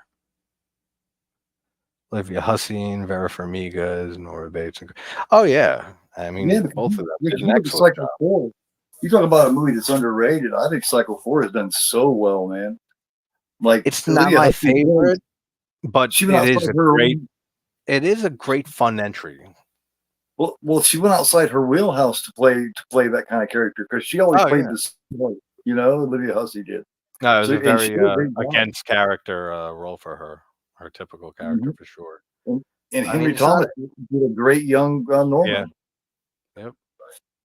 I mean, I get them four really. isn't bad. I mean, 4 gets shit on a ton, and it's not Yeah, a bad it's better movie. than me. But it's just It's not better a than me. for me. It's not a great movie. It's not a good one that I watch ever Mhm. really. But it's not bad at all. People hate on that movie. You got CCH Pounder in that also. She does great. Yes, she does great voice acting too. Yeah. And speaking of her and Vera Farmiga, they're both in Orphan from 2009. CCH Pounder Yes. is also in Yeah, that briefly. this plays the nun, right? Pounder. Yeah, yeah. And then what the hell's her name? Esther. And the little girl Max, that great kid's adorable. When they kill her, they push her out in front of a car. I like both of those. I like both those actually. I think I prefer the sequel over the original, man, because it I actually like has the the sequel a lot. normal. Yes, I thought it was really good, man. Because I was not expecting what's her name that plays the stepmom to be the villain. So that twist was so fucking cool. Oh yeah, that they were able to pull off another great unexpected twist because everyone was looking for one because of the really great twist the original Orphan had. No Yeah, one saw that chick coming. That she had some disease that makes her look like a kid and she's really in her yeah, 30s. Nobody saw that coming. I remember seeing that in the theater and everyone was like when it was really panning out and you're getting all the information and it's processing, yeah. everyone's like looking, everyone was like gasping and like, "Oh my god!" Like that was a good reaction. So for them to get another great twist in the sequel, like many years later, over a decade later, they did a very Yeah. good job with two. Yeah, and the twist in the second one actually made the orphan the protagonist. You know what I mean? So Yeah, in a way, it yeah, made you root for her, They you know? flipped the switch a bit. Say the Styles. second, Styles. Styles. yeah, Julia Yeah. Stiles. Yeah. She's good. She's great sometimes, and then she plays some roles now and then that I really don't care for her. I'm very hit or miss for her, but she has done some But great stuff. Dun, dun, dun, dun, dun, dun, dun, this dun, dun, motherfucker did, man. I mean, he's a punk ass, but damn. dun. And his mom is such a dippy bitch, man. I know, and the dad's just the overly enthusiastic about everything person that you want to wonder why he's so happy all the time. She's just clueless. You know what I mean? She has not a clue. Yeah, I mean anyone would be clueless watching that shit happen. You're like, what is going on? That's the biggest clue she ever had was right there because she's dippy as hell. And then all of a sudden she's seen that and I get the Oh yeah, biggest realization she ever flips had. her right out. I love She's that like, effect. whoa, wait a minute. I love the mask, how it's melting on his face. That's a great effect. Briefly, and then on the Yeah. floor, of course, after it disintegrates. She got the rattlesnake coming out, immediately calling up, going, "Oh, bite you, motherfucker. Come here. Yeah, You're I in love that snake, and they are so underreacting to what is happening right now. there." Your son's got crickets and shit spewing all over the floor out of his mouth, and they're just What did looking. I mean, you she does have a heart attack and die. Yeah, right here. do? Because if you look real close, you can see the makeup. His eyeball is in there. You can see Yeah, parts of his yeah. face in there if you It look real just was close. on the screen. Yeah, yeah. It looks It's creepy, really, really man. good. And he especially wanted Tom Atkins, Chalice, to see this. Oh yeah, just so he So knows, just to rub it in his face, like this is what's going to happen to every kid in to the you country. and to you here in a minute. Yeah, exactly.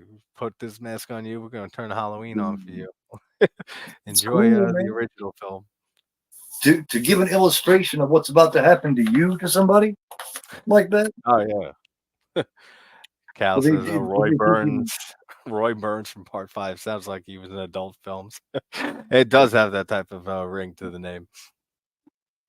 And now, time to get down with Sally Something and Roy Burns. Yeah. Hey, Joseph. What's up, buddy? Well, good Happy, night, Joseph. happy, happy Halloween, buddy. Is he saying goodnight already? Okay. Yeah, Have a good night, buddy. yeah. Yes, Halloween is on Thursday. We're going to be watching movies all week, buddy. Get some sleep. Showed the little parts of showing you all All over the right. country. Thanks for hanging out, Synth. I'll talk to you later. They want you to get the impression that this is every country all over. Yeah, that's how I always liked how they shot that. Yeah, like this when they walk across that hill and shit there. That's an That's iconic. that. Oh yeah, that's one of the best in the movie. Like this is supposed to be Arizona right here. That's right there in LA. Yeah, But Los they Angeles, but they made it look like it. And then Seattle. his kids. And then it shows his kids. But right there in the middle, they just put his kids in going, No, it's great this how is they funny. You just can't help that but move. just that close that short little 30 seconds of showing all the different cities and stuff like that just really like sends it home and it makes it hit home of how big of a scale of an evil scheme this is and that all these kids possibly could be dead at like Almost what is it, 90. 9 o'clock that it goes on at their time in this movie? Was it 9 p.m. the show starts? So like within an hour or two, like through the time zones, like every kid will be dead. Like it's really dark. Yeah, like it gives such a vibe that almost makes you like if you got a rubber mask, almost makes you want to look inside it and check it out. Yeah, yeah, exactly. That's maybe it's so meta that what's her name in the hotel room saw this movie and then she's in the movie, so she knows to check, and she got too stupid with the curiosity. She killed herself. Right, right. Like this is something that he's done before and shit. Yeah. I wonder if how long he's been planning this evil mass fucking killings of children all over. Probably had to take a long while. They had to bring that rock from Stonehenge. Oh, right, because he's like a warlock or something, right? Is That's kind of yeah. what that is? That's basically what I always took from it. He's a warlock, which is a male witch. Yeah. So Which I guess confused more people back then with the subtitle, with the tagline of Season of the Witch, because they're expecting a witch, but right. he is technically he's a warlock. I mean, that probably confused people too with the Yeah. title. Well, because not all cultures call a male witch a warlock. They just call them. That's just a Yeah, blanket term. Witches. You know. yeah, yeah, yeah. Maybe maybe that makes sense. I don't know about old Celtic, but maybe that was the case since that plays into the lore. Yeah. Plus, it just sounds a lot better. You know, Season of the Warlock. Yeah, yeah. And I don't think as many people are going with that.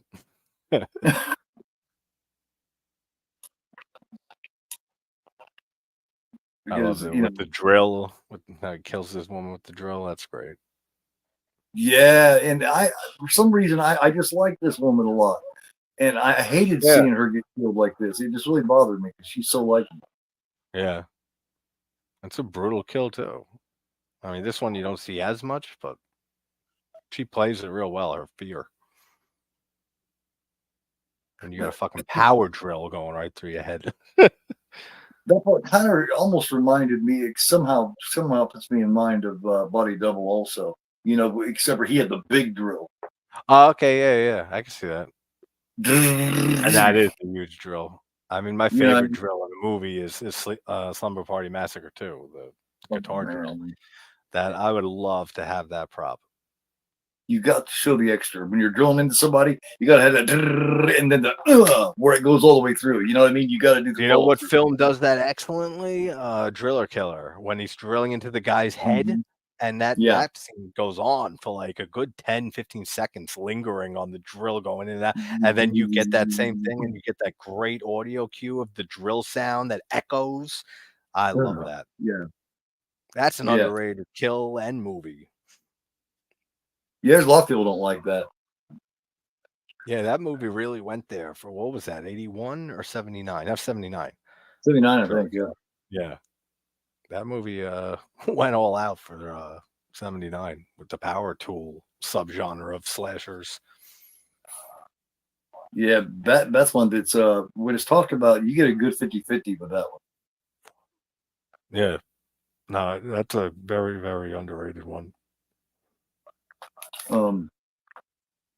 It's been a while since I've seen it, but yeah, it's pretty decent. Here he is discussing telling him about this of Summit. Yeah, no, his monologue here is excellent. And how he ends it with, and happy Halloween. When the hills run red. It makes you wonder if that's where they got that title for that movie from. Ah, yeah. Could be. You know, it's a cool title. I don't remember the movie much, but isn't it by one of the directors of Grave Encounters, The Vicious Brothers? It Stains the Sands Red. Right. That's a great title. I've always Really? liked the name of that movie.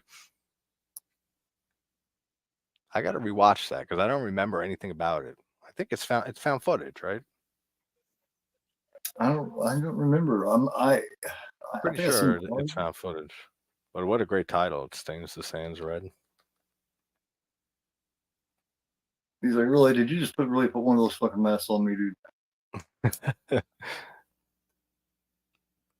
I wonder why.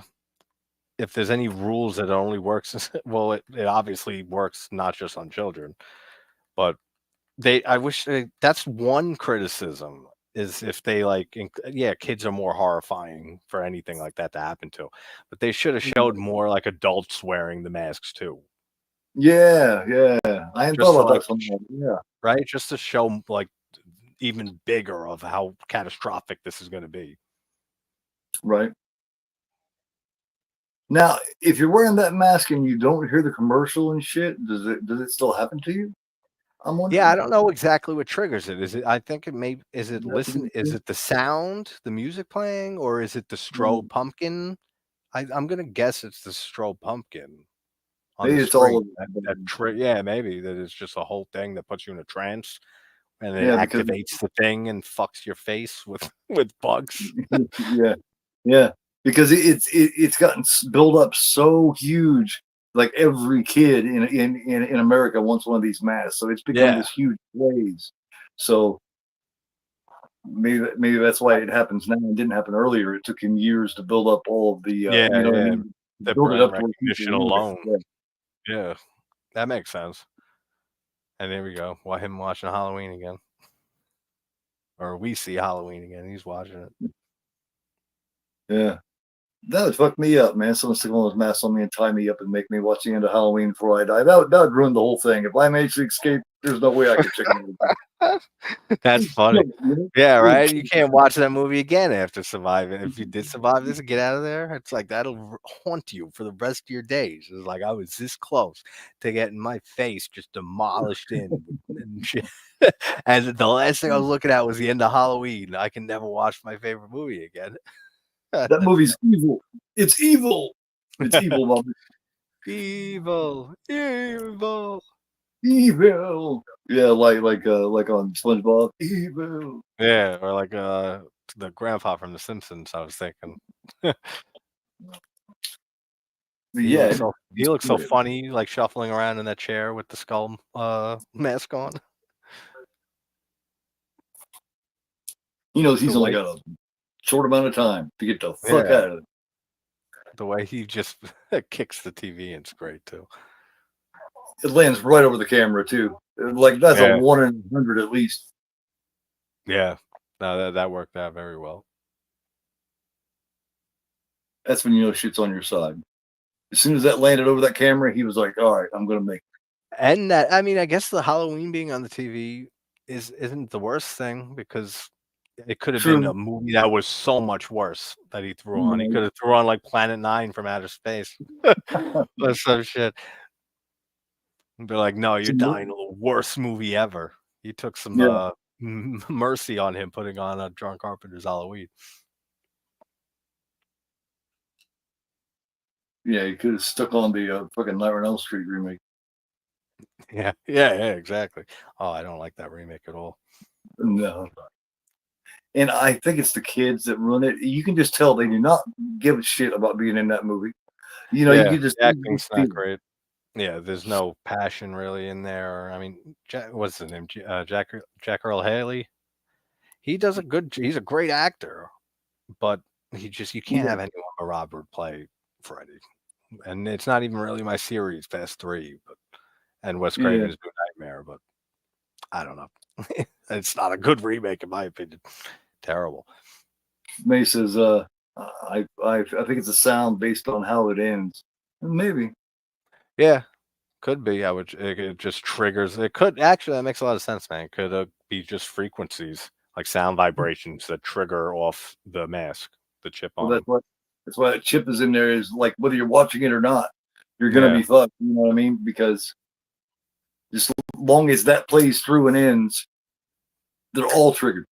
yeah. I wonder if you're not wearing the mask, but you have a mask laying down on a table nearby, if it would still like have a bunch of snakes and bugs and shit come out of it, or if it's that being done to their Ideally, heads and yeah. turning them into bugs and snakes.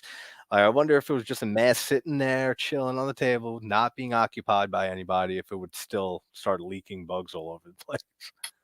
If I did it, it would. The snakes and all would come out. I mean, I ideally, if I was a witch or warlock, ideally they'd come out either way. Right? Just I would want to make sure. just to have some dramatic flair. Meth sitting there. Next thing you know, snakes are coming out. Holy shit!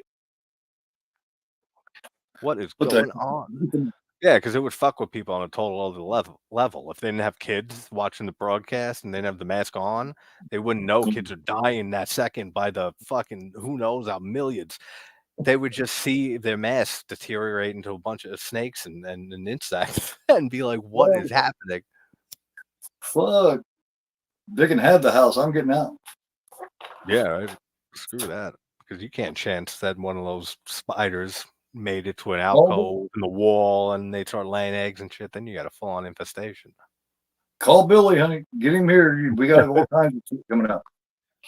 I mean, aside from the bigger problem that a lot, like half the country, the whole country's kids are wiped out, which we'll talk about at the end on what we think happens at the end, whether it actually works or he got it to stop. Yeah. Yeah, they got her just marinating here because they knew he would, you know, if there's a chance he could escape, let's put it to where she's easy aspect. You know, she's easy to get to here. Yep. And the fact that, like you said earlier, then it makes sense that she's dead and they've been probably working on her and it's all just a bait for him. Yeah. The way she runs and everything, she doesn't come off robotic at all at this point. So she's like his best work at this point. Yeah, pretty much. Yeah, she's much more advanced than Dick Warlock and crew. Yeah, because she best way to put it. She's even programmed. I got an ad right now, but it's only one that's ending. What's your timestamp? My timestamp is 1:24:43. 1:24. You don't have to stop it. I'll get right to it. 1:24, 43, 46, 47, 48. All right, we're back on track. He's on the phone, right? Saying no, I'm not drunk and all that. No, they're hiding behind some boxes. Oh, I got him on the phone. Oh, maybe I'm ahead a little. Doesn't matter. We're right near the end there.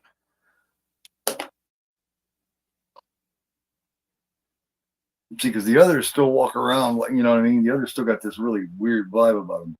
Did he just walk by the side of the screen? Because then we're almost in sync. Yeah. Yeah, now he's picking the phone up. I love how his wife, the first thing she asks, "Are you drunk?" He's like, "No, I'm not drunk." Yeah, that's bad. If that's the first thing she asks. Yeah, I know, right?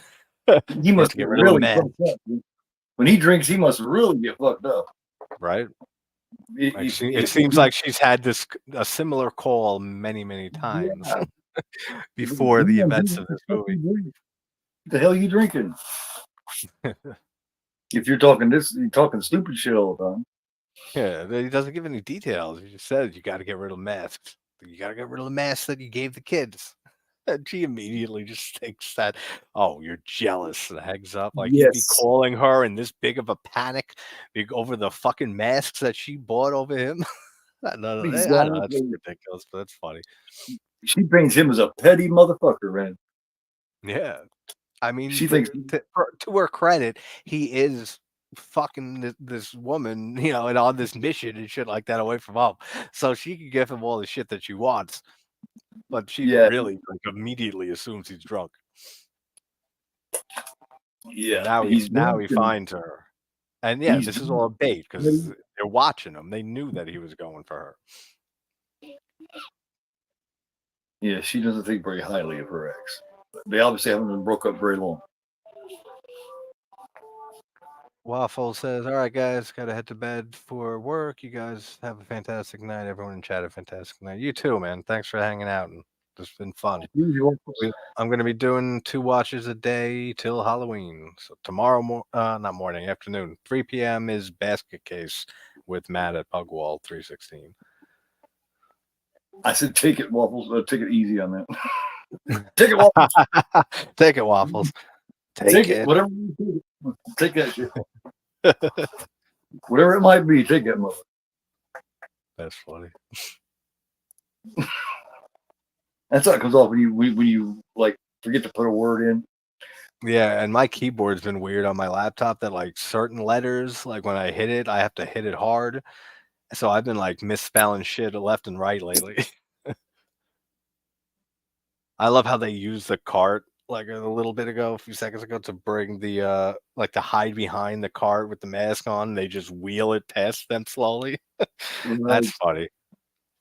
Oh, they got it in a circle here. I wonder if them being in a circle it makes it if that's important. You know what I mean? I think it probably is. Maybe I think it probably is. It probably yeah, represents some type of ancient symbol, a pagan symbol, or something like that. The way that they're standing, that makes the sense. Well, Stonehenge is because in a yeah, circle, because isn't it?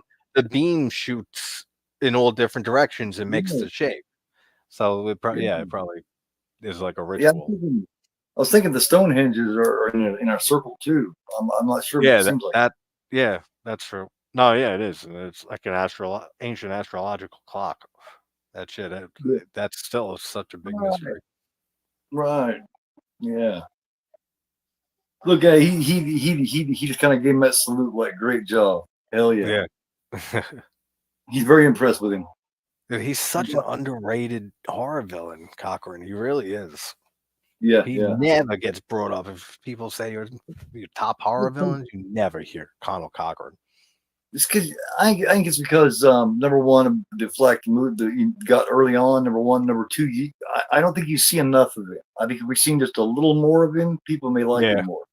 that's true. Like, Yeah, like he doesn't have a huge runtime in this movie. Maybe he's in 25 minutes of it, 30 oh minutes.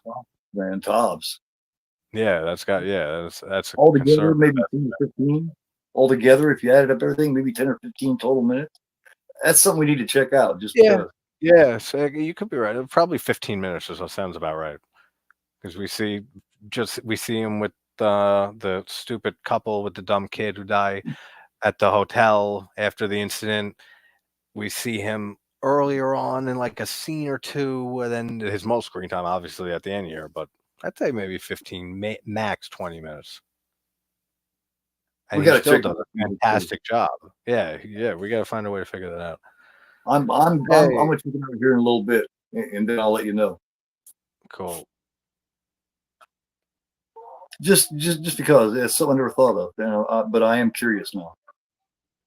Oh, good old basket case. Yep, May. We're gonna me and Matt are gonna That's be the doing that. I picked it for Dave because Dave never saw any of the Hen and Lauder films, and I made him watch all the Hen and Lauder every week. Basket Case trilogy and Frankenhooker. So I had to throw Basket Case on the lineup for this week. That's the case What's is up, so Ginger? sick. I love it. How you doing, It's so Ginger sick. Ninja? We got the ninja on the Mm, house. yeah, What's man. up, Jason?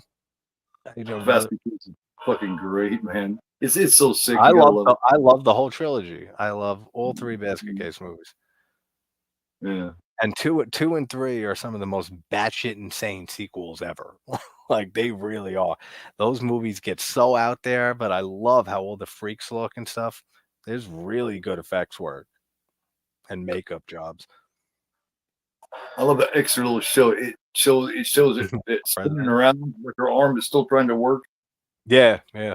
All the effects, like, for the robots in this movie, great too. Still holds up after all this time. I love his little clap, his slow clap that he gives. Yeah. That's Yeah, funny. he was just yeah. The head's still looking around like fuck. And Tom Hanks all does those such a great job here, man. The way yeah. it's basically him working with an arm. So it's all Tom Atkins. Oh, yeah. It's all He him. kills it. So fucker can even work with an arm. Of course, it's her down there at this point, reaching around, but And it's basically him. all the effects, like I said with the beam earlier, like I think all the Stonehenge shit when he blows up everybody with the chips, all that looks and holds up well too. Like today, it does not look bad to me. Like it fits the atmosphere and the tone of the movie, so it doesn't look out of place. It holds up very well. Like well, just right then when her arm was laying on the ground and it was still moving around right there, you could see where there was a line right here where they connected the hand. Yet you know Yeah, that was actually her arm underground yeah, moving. So they yeah. put that effect in there. So that's little details that are important. Oh yeah, and the way you shoot them. It's like, damn, are you done? I'm gonna get the fuck out of here. And he has to pull into that same gas station. Love Like me. 10. It just says, "Love me some basket case." They are freaking nuts. Ha They ha are. ha. They are Nice too. pun. Just dropping to say good day. Can't stay, unfortunately. No problem, buddy. Thanks for stopping in as usual. Take it I'll easy, talk. brother. I'll talk to you later. I'm gonna try to throw it all in here so it just doesn't say take it in. Take it, Ninja. We Take already told you already told Waffles to take it. whatever it is, man. Yeah, there it is in its full glory. No words Yeah, missing. you know He this doesn't dude's saying notice what the though this fuck, whole man. time. He didn't notice that she's acting really fucking weird and different than she did What? the She hadn't entire said a time he's known word. her. She didn't say a word. Yeah, So nothing. He didn't think that was weird, huh? After he's encountered many weird robots and shit, like throughout this movie that are emotionless too. well, he's been in such survival mode there at the end, just getting the hell out of there, getting that done, getting the hell out Oh of there. yeah. That at this point he Oh, just didn't know. he's pumped up on adrenaline. It was once they started driving is when he was like, "Are you all right?" Yeah. Yeah, because she's sitting there like it reminds me of Mars, and this is much later, but Tim Burton's Mars Attacks with the alien who dresses up like the woman and she's chewing the Yeah, gum. She has yeah, that same look like when she's a robot like that, like how her mouth just moves, but she's not talking and saying a word. yeah. This guy in this gas station is thinking, "Man, I'm the most unlucky motherfucker. I got all kinds of crazies coming up here." Plus, He's on like, "Wait top a of he minute." works at a gas station, so I mean that Yeah. sucks too. He deals with shit every day with He's dickhead not thinking, customers. "What the fuck?" Because he met the doctor earlier. He's like, "Isn't it that doctor?" Yeah, yeah, yeah. God damn, everybody's going And crazy and encountering that dude. I love how that ties back to the beginning. What did you see? And, Oh, so and he's that right back there at was the a end. straight homage to the original Invasion of the Body Snatchers from like 58, 56 or Oh yeah, 58. yeah, Because yeah. he's out there I've seen screaming the at original, everybody. not in a long time. Because he's out there screaming at everybody, going, "We got to stop him! We got to stop him!" You know, and he's going nuts, man. Oh, okay, I remember that. Yeah, I've actually seen the original Body Snatchers more Kevin than Parker. the remake. I didn't see the remake until like a year and a half ago. Oh, the 78 remake. It's Yeah, brilliant, that was man. just a classic that I never got around to. But I saw the Josh, original probably 2 times, like years and years ago.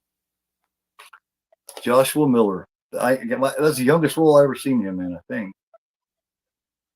This is such a tense ending. I know people think it's stupid. Some people don't like this movie and don't like Tom Atkins acting at the end here, saying stop. And I think he fucking nails it. He He does. nails this whole ending. Hell yeah. So the big question is, does everybody think that he saved everybody and that they took that last commercial off on the channel, the last channel, or that it failed? Because I always love to look at it. Yeah, exactly. That it failed because Yep. I prefer dark endings to a lot of horror films. And Cochran one. I don't know, I feel like that's the way that not Carpenter, but that Wallace was thinking with this, with the end, because the way it's shot and the way that he's screaming like that and the way it echoes his scream when it fades out, it gives that ominous feeling that it didn't work and that all these people, all these kids all over were murdered. That's what I always take from it. Yeah, yeah. Yeah.